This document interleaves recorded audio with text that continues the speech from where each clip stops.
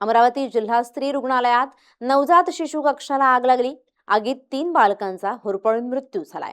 पहाटे 3:30 वाजता नवजात शिशु अतिदक्षता विभागात अचानक व्हेंटिलेटरमध्ये स्फोट झाला आणि अनेक बालकांचा या ठिकाणी जीव वाचवण्यात यश आलंय।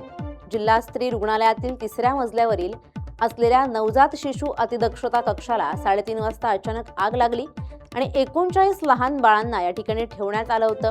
आग लागल्याबरोबर व्हेंटिलेटरमधून ड्युटीवर असलेल्या डॉक्टर नर्सेस यांनी कर्मचाऱ्यांना बाहेर काढलं। 6 बालकांना सुपर स्पेशालिटीमध्ये दाखल करण्यात आलंय। मात्र दुर्दैवानं यामध्ये 3 बालकांचा होरपळून मृत्यू झालाय। 3:30 वाजता मला कॉल आलाय की आपल्या इथे आग लागलेली आहे आणि त्याच्यानंतर मी इथे प्रत्यक्षात दाखल झालो। त्यांना विचारणा झालं ते व्हेंटिलेटरचा स्फोट झाला म्हणून सांगितलं मला त्यांनी।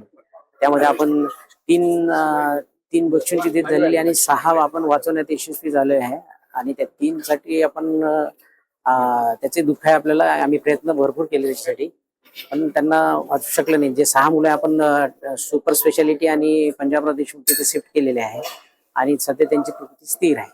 अमरावतीच्या जिल्हा स्त्री रुग्णालयातून रात्री धक्कादायक घटना समोर आलेली आहे, ज्यामुळे संपूर्ण जे आहे त्या ठिकाणी बालकं ठेवलेली होती। या बालकांच्या रूममध्ये मोठ्या प्रमाणात भीषण आग लागल्याची घटना आहे। आपण सध्या त्याच ठिकाणी आहोत। जिल्हा स्त्री रुग्णालयामधील ज्या ठिकाणी संपूर्ण बालकं ठेवण्यात आलेली होती त्या रूममध्ये मोठ्या प्रमाणात स्फोट झाला, ज्यामुळे मोठ्या प्रमाणात या ठिकाणी आग लागलेली होती।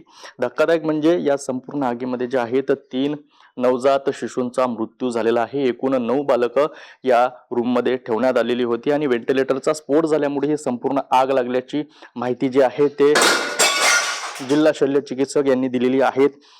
3ही बालकांचा दुर्दैवी मृत्यू या घटनेत संपूर्ण झालेला आहे आणि उर्वरित बालकांना जे आहेत आता सुपर स्पेशालिटी हॉस्पिटलमध्ये आणि काही प्रायव्हेट हॉस्पिटलमध्ये सुद्धा हलविण्यात आलेलं आहेत। या ठिकाणी जे आहेत यशोमती ठाकूर असेल किंवा अनेक राजकीय पदाधिकाऱ्यांनी सुद्धा भेट दिलेली आहे। रात्री साधारणतः 3:30 वाजताची ही घटना आहे। आपण जर एकंदरीत जर बघितलं तर संपूर्ण जे रूम आहेत ते सध्या जळून खाक झाल्याचं चित्र एकंदरीत पाहायला मिळतंय। प्रशासनाच्या या संपूर्ण उपाययोजनेवर मोठ्या प्रमाणात या ठिकाणी दगा आल्याचं चित्र एकंदरीत पाहायला मिळतंय।